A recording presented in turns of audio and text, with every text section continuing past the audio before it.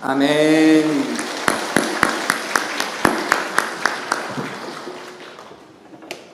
2011년 시리아 내전이 시작이 되었습니다. 14년 동안 60만 명이 죽음을 당했습니다.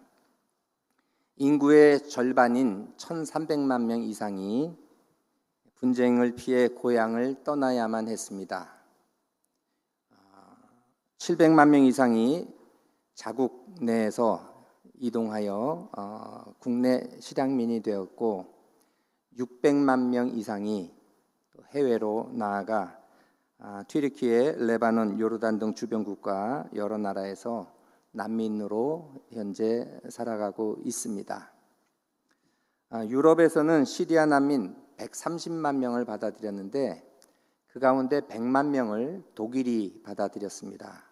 제가 독일에서 목회할 때인 2015년과 16년 1년 사이에 시리아 난민만 독일은 100만 명을 받아들였습니다.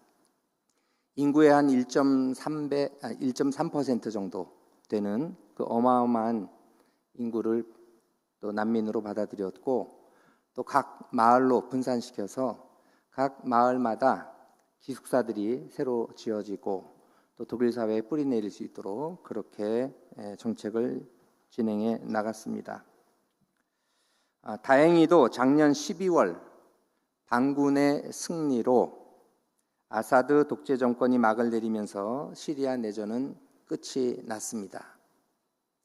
어제 저녁 때 특파원 보도 세계는 지금이라는 시사 프로그램에서 고국을 떠난 그 난민들이 이제는 조국의 전쟁이 내전이 끝났기 때문에 돌아가는 행렬이 늘어나고 있다는 기사를 보았습니다. 아무리 평화를 찾아 떠났어도 아무리 자기의 조국보다 더 나은 곳일지라도 이제는 고향 땅으로 돌아가겠노라라고 마음먹고 또 다시금 시리아 땅으로 향하는 사람들의 모습이 영상에 담겨졌습니다.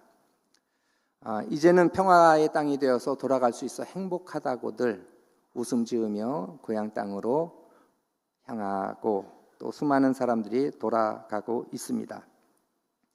그런데 문제는 14년 동안 쏟아진 포화 때문에 건물 잔해 그리고 아직 폭발되지 않은 미폭발물 잔해들 때문에 어린아이들이라든지 또 돌아온 사람들 중에서도 많은 폭발 사고로 인해 희생자들이 많아지고 있다고 합니다. 무엇보다도 내전 이전의 경제 상황을 회복하려면 GDP 기준으로 55년이 앞으로 더 걸린대요. 내전 이전으로 돌아가는 그 경제 상황 55년이 더 걸린다고 합니다. 무엇을 먹고 살아야 할지 고향 땅으로 돌아왔지만 여러 가지 폐허인 잔해 속에서 저들의 삶이 결코 쉽지 않습니다. 바벨론 포로에서 돌아온 이스라엘 백성들도 마찬가지였겠구나. 70년 동안 떠나갔고 또 이제 1세대들은 서서히 세상을 떠나고 1.5세대, 2세대들과 함께 고향 땅으로 돌아오는데 성경에서는 그것이 일회적인 사건으로 묘사하지 않습니다. 3번에 걸쳐 시기적으로 거의 100년에 걸쳐서 3번 걸쳐 고국으로 돌아왔습니다. 첫 번째는 538년입니다. 우리가 흔히 바벨론 포로에서 돌아왔다 생각하면 이 첫 번째 귀환을 생각을 합니다. 고레스 칙령으로 이스라엘이 본국으로 돌아왔습니다. 이때 총독으로 임명받아 귀환을 이끈 사람이 세스바살 그리고 동일 인물인지는 정확하지 않지만 스룹바벨이 유다 총독으로 귀환을 합니다. 특별히 스룹바벨은 520년, 기원전 520년부터 515년까지 귀환한 다음에 성전을 재건을 합니다. 솔로몬 시대만큼 그 성전만큼 화려하진 않았지만 학개와 스가랴 선지자를 통해서 함께 독려하면서 성전을 재건하였습니다. 이때 귀환한 인구가 5만 명 정도 됩니다. 4만 9천 몇백 명인데요. 거의 한 5만 명 정도가 1차 귀환을 하였습니다.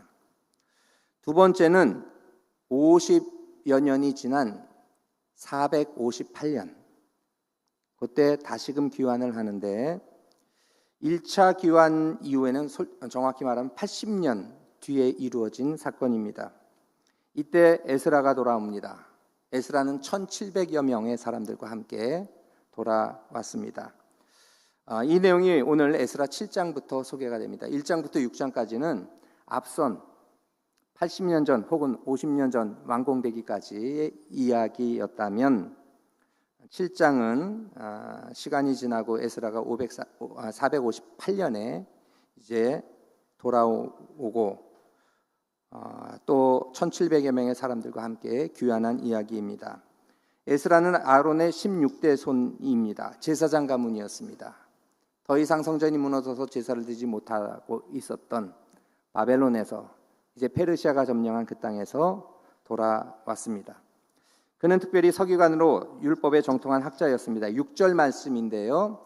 이 에스라가 제사장이자 율법학자인 에스라가 바벨론에서 올라왔으니 그는 이스라엘의 하나님 여호와께서 주신 모세의 율법에 익숙한 학자로서 서기관이자 정통한 율법학자로서 그의 하나님 여호와의 도우심을 입음으로 왕에게 구하는 것은 다 받은 자이더니 아닥사스다 왕이 보내면서 필요한 모든 것들 재정적인 지원을 해주면서 1700명을 돌려보냈습니다. 자, 그리고 세 번째는 다시 12년이 지난 445년입니다. 가장 1차 때는 스룹바벨이, 2차 때는 에스라가 중심이 됐다면 3차 때는 느헤미야가 총독으로 부임하였습니다. 느헤미야가 한 것은 성전을 건축한 재건한 것이 아니고 무너진 이스라엘 성벽을 재건합니다. 거의 한 100년의 시기 동안 돌아온 지 한 거의 100년이 돼가는데도 성벽은 무너진 채로 있었습니다. 느헤미야가 이것을 보고 이건 아니지 하고 55일 만에 이 성벽을 재건합니다. 느헤미야가 돌아올 때 귀환한 인구는 총 42,360명, 한 42,000명 정도라고 생각하시면 돼요. 첫 번째는 몇만 명? 1차 때는 5만 명, 2차 때는 1,700명, 3차 때는 42,000명 정도 이렇게 돌아왔습니다. 제사장 가문 사람들은 4,289명이었고 레위인들이 360명, 이렇게 성전이나 제사를 위해서 준비된 사람들도 같이 귀환하였습니다. 오늘 읽은 설교 본문은 에스라 7장의 말씀입니다. 두 번째 1700명이 에스라와 함께 돌아오는 그 내용입니다. 에스라를 중심으로 고국으로 돌아가는 길은 어떠한 길이었을까? 어떻게 그 길을 준비하고 어떻게 하나님께서 그 길을 인도해 주셨을까? 그 길에 대해서 네 가지로 말씀을 드리고자 합니다. 첫 번째, 올라가는 길이었습니다.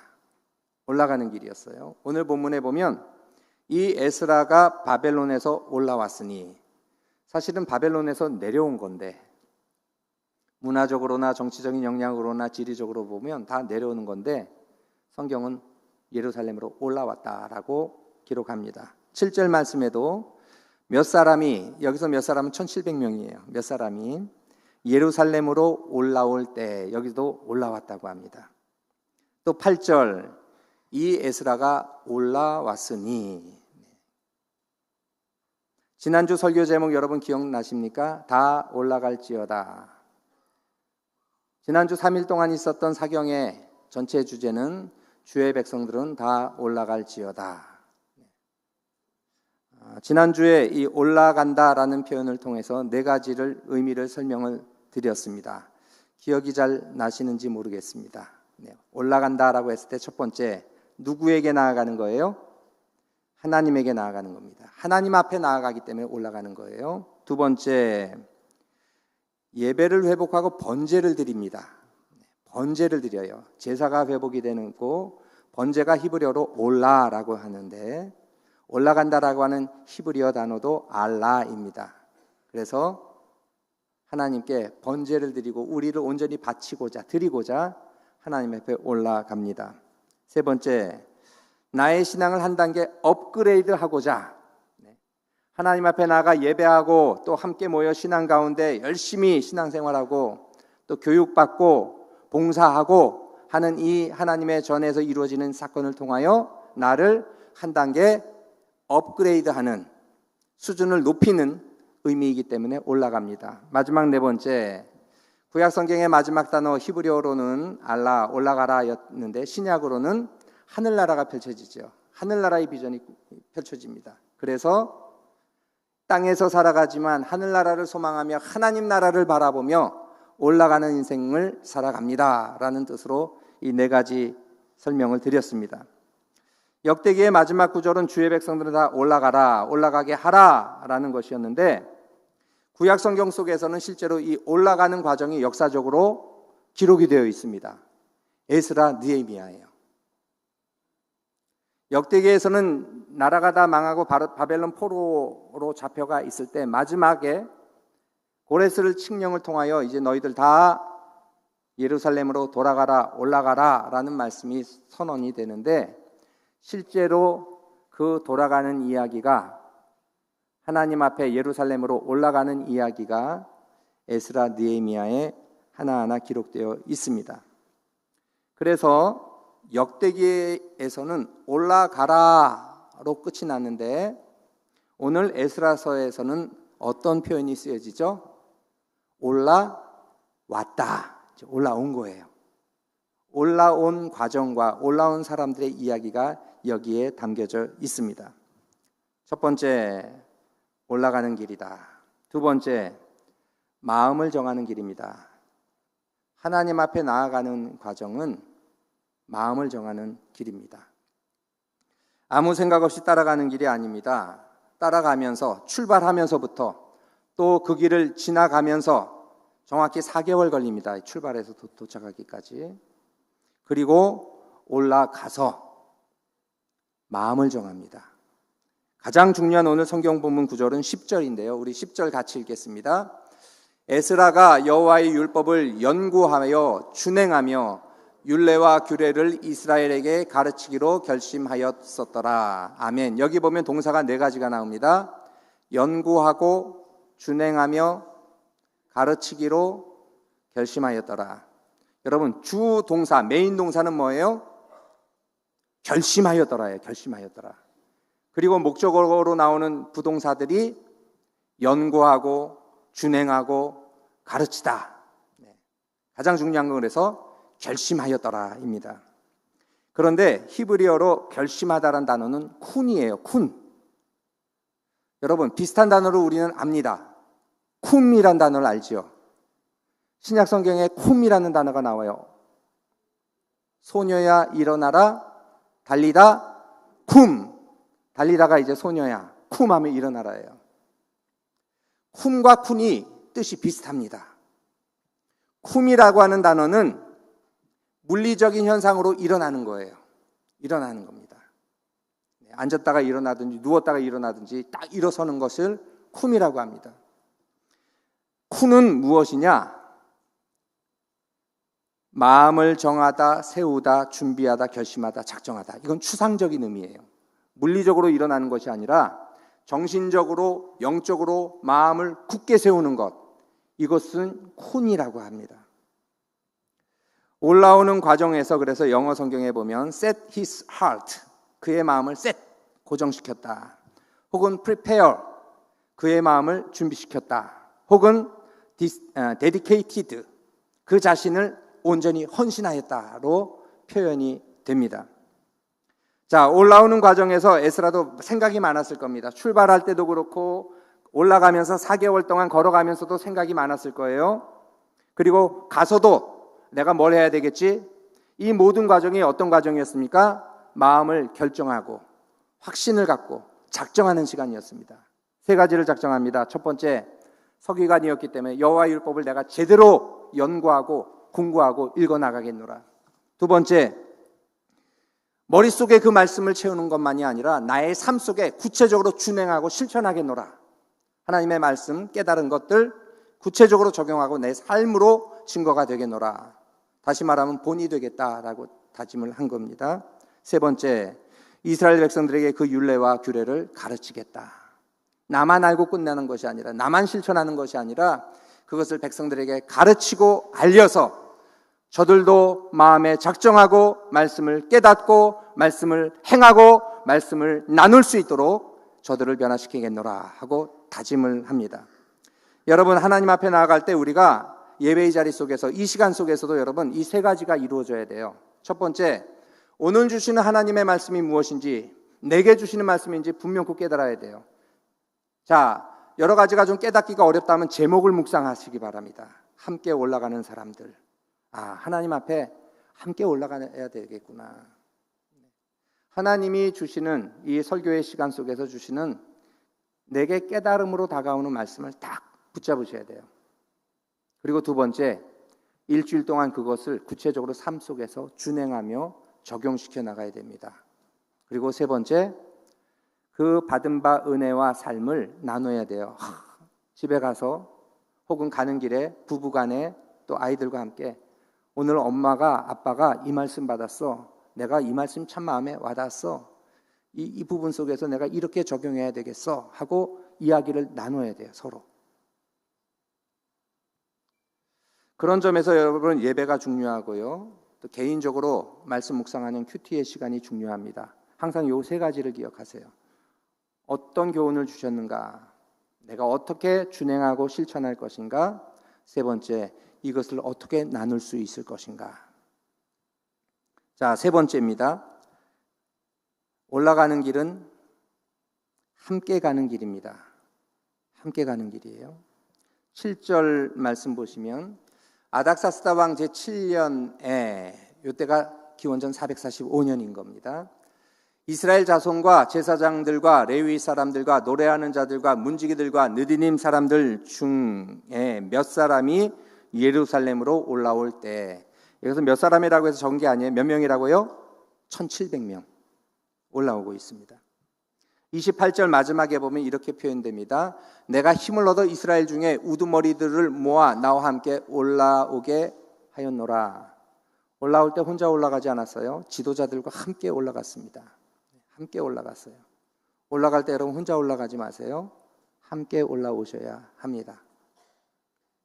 여기서 특별히 이스라엘 자손들, 제사장, 레위 사람들, 노래하는 자들, 문지기들, 그리고 느디딤 사람들이 올라갔다고 했는데, 여기서 느디님 사람들이란 히브리어로 나타는 기부, 주다라는 것인데요. 느티님, 수동 분사형이 돼서 바쳐진 사람들이란 뜻이에요. 들여진 사람들. 특별히 전쟁 포로로 이방 사람들인데 이스라엘 백성 밑에서 살게 된 사람들을 뜻합니다. 그들은 종살이 해야 되겠죠. 그런데 어떤 일을 해요? 느티님이라는 사람들은 성전에서 레위인들을 도와 잔심부름을 하며 살아가는 사람들입니다. 그들도 왔어요. 그들은 레위인을 도와 하나님의 집에서 청소를 하고 제단에 물을 나르고 나무를 패고 희생의식에 쓰이는 그릇을 닦는 일, 그 자잘한 일들을 돕고 섬기는 자들이었습니다. 그들도 왔어요. 오는 화요일에 늘푸른 청춘대학이 종강을 합니다. 요즘 늘푸른 청춘대학이 날마다 부흥하고 130명, 140명 점점 더 많이 참여들을 하십니다. 70세 이상의 많은 어르신들이 오셔서 이런저런 활동을 하고 무엇보다 예배 속에 또 하나님 말씀도 듣고 또 많은 섬김과 또 음식까지 영육이 풍부해지는 그러한 즐거운 시간을 갖습니다. 제가 종강할 때면 설교를 해야 돼요. 제가 개강 설교하고 종강 설교를 매번 맡아서 합니다. 한두 번도 아니죠. 네. 어떤 말씀을 전해야 할까 필요한 내용을 얻고자 지난주 서점 가서 책을 찾아보는데 좋은 책 한 권을 발견했습니다. 이거다. 나는 죽을 때까지 재미있게 살고 싶다라는 제목의 책입니다. 저자는 이군후 씨인데요. 현재 90세입니다. 그는 정신과 전문의이자 이화여자대학교 교수로 50년 동안 환자들을 돌보고 제자들을 가르쳤습니다. 퇴임 후에는 아내와 함께 사단법인 가족 아카데미를 설립하여 청소년 성상담, 부모교육, 노년을 위한 생애 준비 교육 등을 계속해서 펼치고 있고요. 이 책은 저자가 78세 때 쓴 책입니다. 지금부터 12년 전에 쓴 책이에요. 재작년에 10주년을 기념하여 개정판이 나왔고 올해 벌써 이 개정판도 9쇄가 들어갔습니다. 40만 부 이상이 팔린 책이에요. 연세 드신 분만이 아니라 젊은 분도 읽어보면 참 좋은 내용들이 많습니다. 저자가 강연을 할 때면 질문을 받는다고 합니다. 어떻게 살아야 잘 사는 것인가요? 이때 스마트한 원칙을 알려줍니다. 제가 그런 질문을 받을 때면 항상 스마트하게 사십시오 하고 대답을 합니다. 스마트한 5대 원칙, 스마트, S, M, A, R, T. 영어의 이 첫 자로 설명을 한 단어씩을 집어넣습니다. 가장 먼저 S입니다. 스마트하게 사는 첫 번째 S, simple이에요. simple. simplifying이라고 해서 단순하게 사셔야 됩니다. 잘 사는 것은 너무 복잡하면 안 돼요. 가능한 한 생각이나 또 주변 환경을 잘 정리하고 단순하게 삶을 좀 살아가야 합니다. 두 번째, 뭐죠? M. M은 뭘까요? 어떤 영어 단어일까요? moving입니다. moving. move. 움직이다. 특별히 움직이는 것은 육체적인 건강만을 위한 게 아닙니다. 뇌를 변화시키는 것이 바로 신체의 움직임입니다.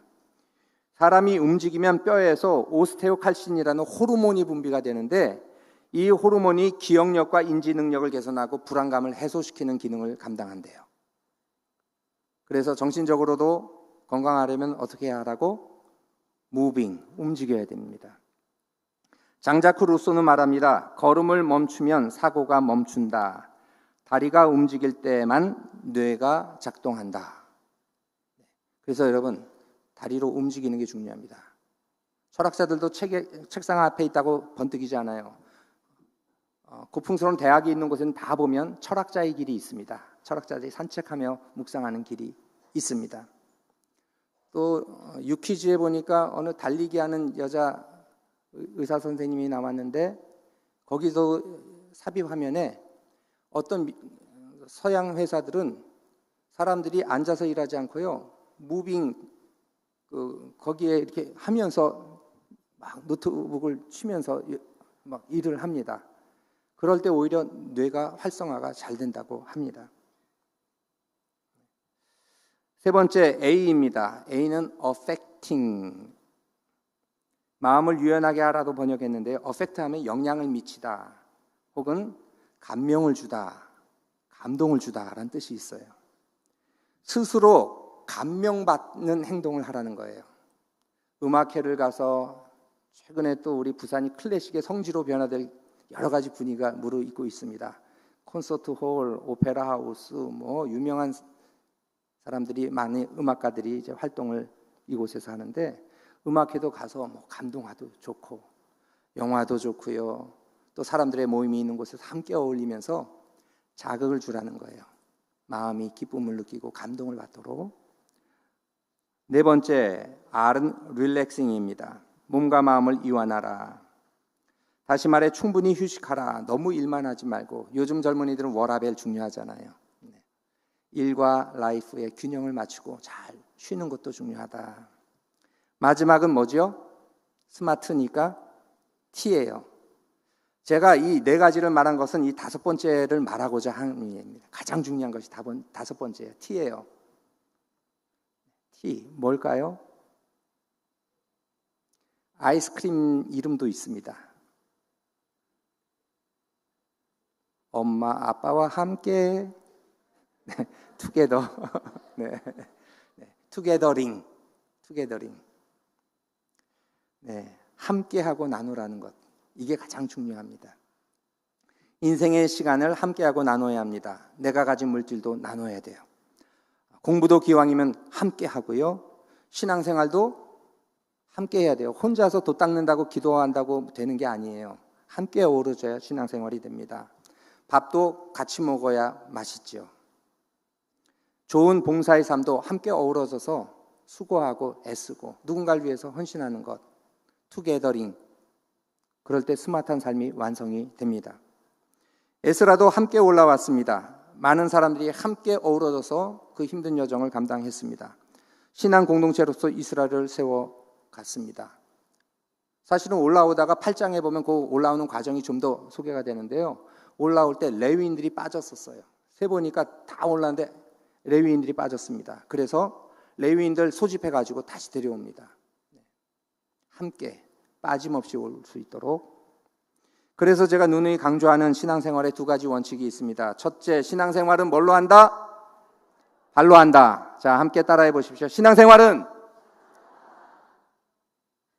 따라해 주세요. 신앙생활은 발로 한다. 두 번째, 신앙생활은 함께 한다. 네, 사실 이 스마트한 거 5가지를 둘로 요약하면 이 2가지예요. 발로 하고요, 무빙이죠. 무빙할 때 어펙트가 이루어지잖아요. 그 다음에 함께 하는 거예요. 신앙생활만이 아니라 인생살이 모든 분야도 여러분 마찬가지입니다. 발로 하시고 함께 하셔야 돼요. 발로 못하는 어려운 환경이 있다면 여러분 찾아가서 위로해 주시고 또 함께 그 자리에서 얼굴 볼 수 있다면 더욱더 귀한 인생이 됩니다.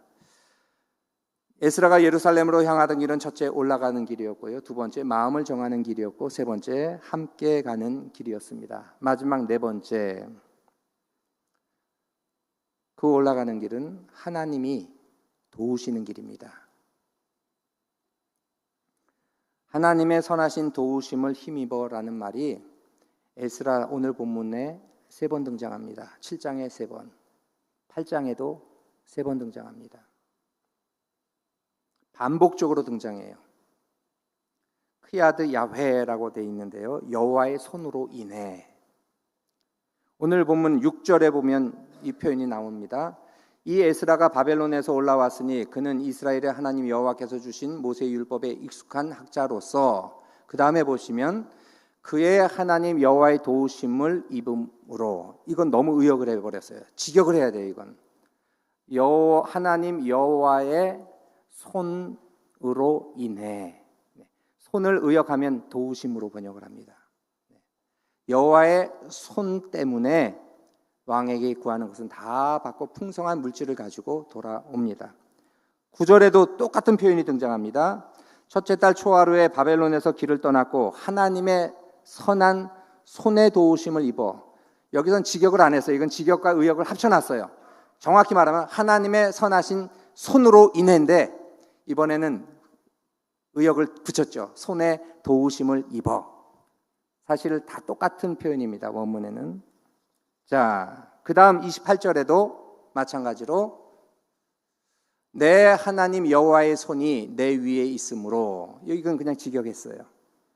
내 하나님 여호와의 손이 내 위에 있으므로 내가 힘을 얻어 이스라엘 중에 우두머리들을 모아 나와 함께 올라오게 하였노라. 다시 말하면 하나님의 손이 붙들어 주시는 거예요.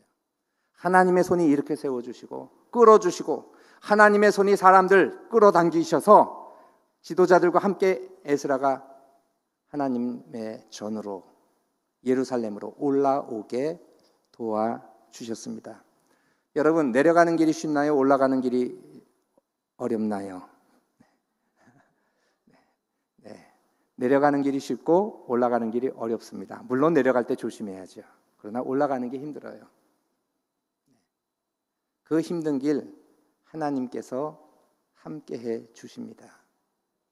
하나님이 도와주세요. 하나님의 손이 함께하는 길입니다. 지난 주간 사경회를 통하여 귀한 말씀을 풍성히 받았습니다. 정말 세 분의 목사님이 탁탁 개성 있게 정말 필요한 말씀들을, 양질의 말씀을 우리 가운데 전해 주셨습니다. 너무 좋았는데 벌써 나흘 지나니까 그 내용들이 막 뒤섞여져 가지고 가물가물합니다. 그죠? 네. 그럴 때 드는 생각이 있습니다. 일주일 지나면 다 까먹는데, 다 잊어먹는데 굳이 뭐 나와서 또 들어야 되나? 금방 어차피 잊어먹을 걸. 화요일, 토요일 성경학당이 종강을 했습니다. 일주일 지났는데 여러분 기억 많이 나십니까? 그때의 느낌, 뭐 이런 건 나지만 배웠던 거 머릿속에 다 그대로 남지 않습니다. 잊어먹습니다. 그럼 또 드는 생각이 있죠. 잊어먹을 거 또 시간 들이고 애써서 성경 공부해야 하나. 그런데 여러분 기억하셔야 합니다. 중요한 건 내 머릿속에 남는 게 중요한 게 아니에요. 그 시간 속에 내가 하나님의 말씀과 함께 했어서요. 매 순간순간 시간을 하나님의 말씀 속에 공부했고 말씀을 들었고 마음에 감동이 있었고 그 말씀 붙잡고 살아가고자 애썼습니다. 물론 그것이 과거가 돼서 사라졌지만 그렇게 나의 인생이 한 조각 한 조각 맞춰지고 채워지면 먼 훗날 돌아봤을 때 나의 인생은 말씀과 함께하는 인생이었어요. 그때의 감동이 오늘의 나를 만들었어요. 머릿속에 기억으로 남진 않지만 그러나 그 말씀 때문에 내가 오늘날 이렇게 살아있고 살아가고 있는 것입니다.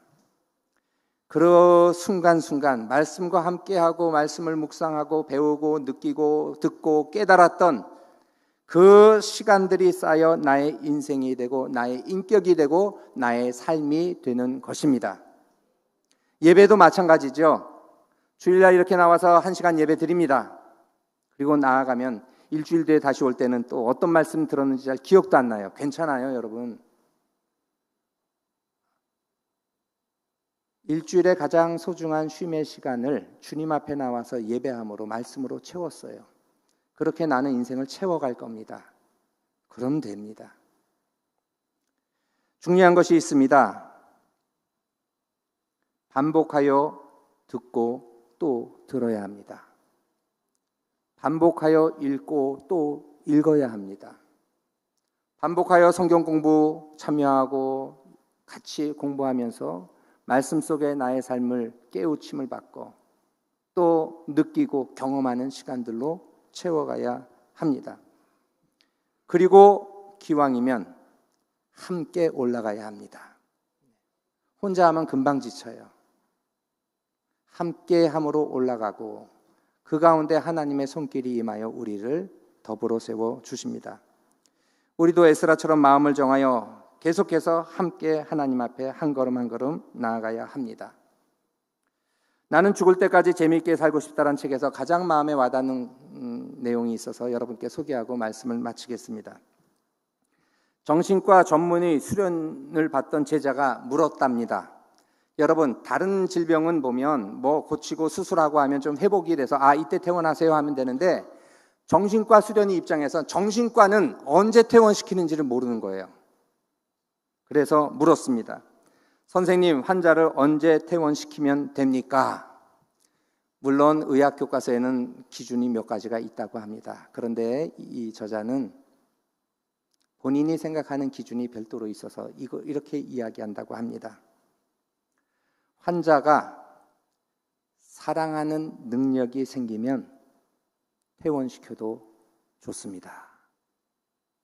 환자에게 사랑하는 능력이 생기면 이제 퇴원해도 됩니다. 부연 설명을 덧붙입니다.